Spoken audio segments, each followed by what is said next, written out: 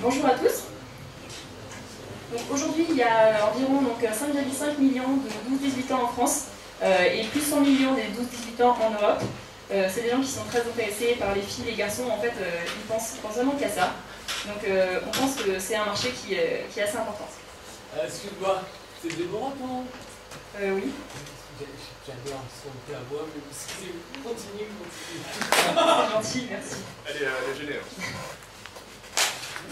Bon, nous, ce qu'on a fait, c'est un outil qui s'appelle Shopable, qui permet en fait d'aider à la décision des jeunes et des moins jeunes qui veulent savoir en fait s'ils ont leur chance avec quelqu'un. C'est vrai qu'on est souvent un peu la tête dans le guidon, donc on a besoin d'avoir des informations un peu plus importantes. Et donc ce questionnaire permet de donner des informations sur est-ce qu'on a nos chances ou pas. Encore une fois, c'est juste que j'adore regarder les femmes élégantes, un peu comme toi, mais encore une fois, je suis désolé, vraiment désolé. Bon, je suis flattée, mais par contre, on n'a vraiment pas le temps, on est chronométré là, donc ce serait gentil. Aujourd'hui, donc notre cible, ce que je disais, c'est les jeunes et les moins jeunes, mais c'est vrai qu'on est conscient que notre cible, c'est quand même des gens qui ont plutôt entre 16 et 21 ans, donc c'est les gens qu'on vise aujourd'hui. C'est les gens qui sont un peu intéressés par ça, évidemment. Mais c'est aussi les gens un peu en dessous, c'est-à-dire entre 12 et 15 ans, qui vont plutôt essayer d'utiliser l'outil que leurs grands frères et grandes sœurs utilisent. C'est pour ça qu'on a fait un univers qui est vraiment assez sympathique, assez adolescent, donc c'est vraiment fait exprès. Le but étant d'être dédié à ces jeunes et de vraiment leur parler. Sachant que au niveau du contenu, on est toujours très soft, le but étant de ne pas faire quelque chose de trop vulgaire, etc. Sachant qu'on s'adresse à des jeunes. Et juste encore un petit café à la fin de la course. Non, on verra plus tard pour le café, mais c'est très gentil quand même. On dirait qu'elle commence à être charmée là, non? Ouais, je dirais que surtout, la sélection c'est quelque chose de mathématique. Quoi qu'on en dise, il y a un élément qui est très important, c'est qu'aujourd'hui on peut améliorer les statistiques qu'on a déjà, qu'on a récupérées, qui nous ont servi à faire ce questionnaire, qui évidemment n'est pas parfait, vous devez tous le penser. Cet algorithme, en fait, il va s'auto-améliorer. Donc c'est-à-dire que tout seul, avec un algorithme qui va apprendre et qui va donc, au fur et à mesure du temps, au fur et à mesure que les gens vont revenir et vont dire, bon bah oui, effectivement, j'ai réussi à choper ou non, l'algorithme va s'affiner et va nous dire, et va éliminer les questions qui ne sont pas pertinentes et va mettre en avant les questions qui le sont vraiment. Donc on va arriver à avoir des chiffres très précis à ce niveau-là. Donc, par contre, évidemment, on peut penser que c'est du one-shot. Donc nous, c'est pas ce qui nous importe, on veut vraiment faire revenir les utilisateurs. Donc ça, c'est un point qui est assez important. Donc, on a mis en place un système de gamification qui fait qu'on gagne des badges au fur et à mesure de l'utilisation du site. Et surtout, en fonction de comment est-ce qu'on l'utilise. C'est-à-dire qu'on peut devenir un gros shopper. Et en fonction du nombre de personnes qu'on aura mis en avant, etc., de personnes qu'on aura parrainées, etc., oui, on parraine des gens qui viennent sur le site.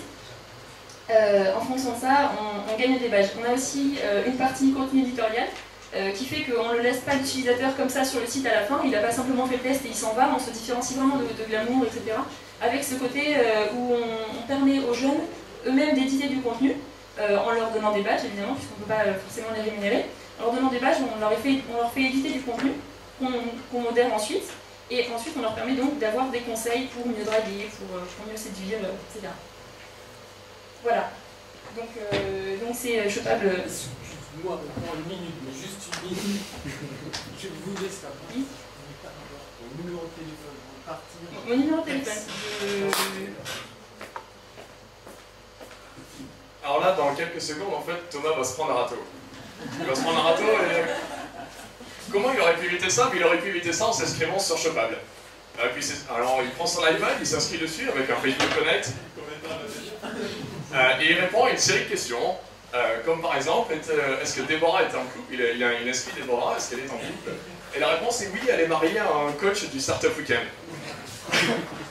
Et donc c'est évident, et du coup il se sera aperçu évidemment qu'il avait un résultat, des chances de choper Déborah extrêmement faibles. Donc ben voilà, triste retour à la réalité. C'est bon, moi j'étais venu juste pour ça, c'est bon. Désolé, mais... On peut y aller, il y a d'autres filles sur la terre, c'est bon. Je suis mariée, c'est tout.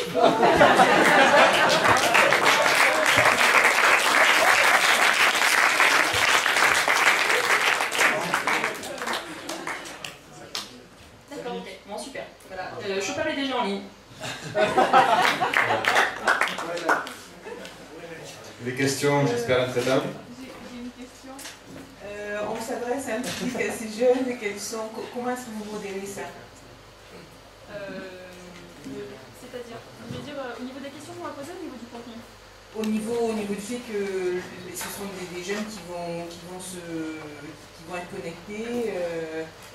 Bon, comment est-ce qu'au niveau de la sécurisation, on gère ça? Les jeunes qui vont être connectés, en fait, voilà, c'est-à-dire que là, en fait, nous, on a quand même un questionnaire qu'on leur propose, c'est-à-dire que le principe de base est quand même que vous n'avez pas forcément la possibilité de mettre quoi que ce soit sur le site, ni même de se connecter entre eux, c'est vraiment simplement, moi j'ai un véguin, je suis en seconde, Charlie me plaît vachement, donc j'y vais, je fais juste ce test, mais c'est l'interaction, elle se fait pas en fait, parce qu'il y a, oui, alors on n'est vraiment pas un site de rencontre, ça j'espère que vous l'avez compris, c'est vraiment un test. Ah oui, pardon, c'est vraiment pas un site de rencontre, le but c'est simplement, c'est un outil d'aide à la décision, c'est vraiment cette élément. En fait, il y a une vraie valeur ajoutée, c'est-à-dire que la personne va faire son test, elle ne va pas uniquement obtenir un résultat. Nous, derrière, ce qu'on veut créer, c'est un blog ou un site en fait, dans lequel la communauté parle à la communauté. Nous, on n'est pas bien placé pour le faire, puisqu'on est, on va dire, dans les âges supérieurs à cette communauté. Donc, comment le faire? Par ce système de gamification, en fait, les gens vont pouvoir obtenir des points et éventuellement, les jeunes, avoir une expertise et devenir les gens de référence par rapport à des questions posées par les internautes. Nous, derrière, évidemment, on va éditer des règles dans la communauté, de la même manière que dans un forum, et les réponses vont pouvoir être publiées d'une manière complètement publique pour que tout le monde en profite. Mais il va y avoir des référents, en fait, et même peut-être on va pouvoir aller sur le, comment dirais-je, copier un petit peu le modèle Foursquare, etc., ou avoir des référents dans les zones géographiques, etc. Un peu comme à la radio à l'époque, sur Fun Radio, on avait des discours très longs avec le doc, etc., qui donnait ses conseils. Là, les gens vont pouvoir échanger entre eux leurs idées, etc., sur les questions posées. On discutera. Question dure du coup, pour que je ne sois pas suspecté de partialité. Votre truc s'est développé en 2 semaines, c'est mis en ligne, ça tourne. Qu'est-ce qui se passe après? Vous n'allez pas faire un business avec ça? En fait, on peut complètement, on a des idées, évidemment.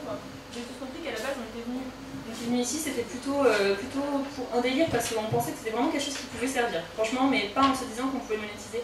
Après, en y réfléchissant, on est venu à l'hypothèse que, évidemment, on va pouvoir utiliser plein de petits moyens, faire l'application mobile qui serait payante, faire de la publicité, puisqu'on va avoir du trafic qui va être assez qualifié, et également vendre notre contenu éditorial après à d'autres sites, un peu comme le fait par exemple Clio Expert, etc. Des livres, des conseils, comme il y a beaucoup de sites qui en font, mais surtout, en fait, le plus important pour nous, c'est l'affiliation, parce que là, en fait, on a quand même l'opportunité d'avoir des informations sur le jeune, parce qu'il a de l'acné, etc., un partenariat avec Biactol, il y a plein de choses qui pourraient être super intéressantes à mettre en place, que ce soit vis-à-vis des sites de pour les jeunes, voilà, des affiliations avec des sites qui vont les intéresser, avec des marques de vêtements. Je pense que cet élément, c'est l'élément qui peut nous faire gagner de l'argent assez rapidement, sachant que c'est quand même un modèle qui est scalable et qui est vraiment exportable à l'international, traductible très rapidement.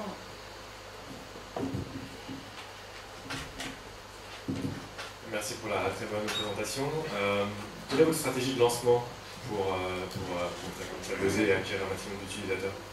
C'est vrai qu'on compte beaucoup, j'aime pas dire ça, mais on compte beaucoup sur le bouche à oreille, c'est évident dans un premier temps, c'est le bouche à bouche, pardon.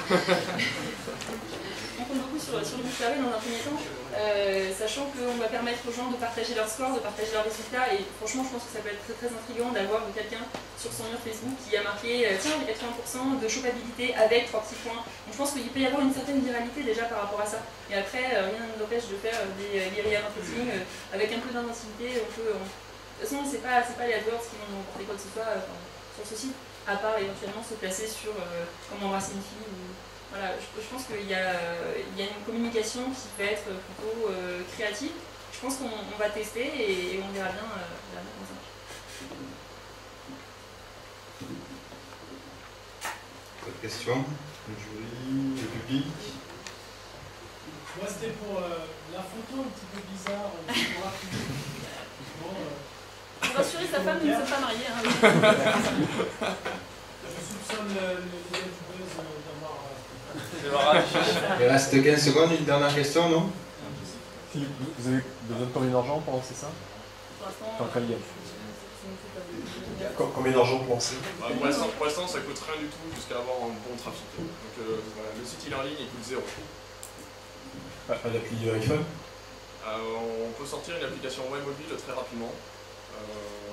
Enfin, on peut faire peut-être un autre Startup Weekend pour présenter l'application iPhone. Ok. La chauffe.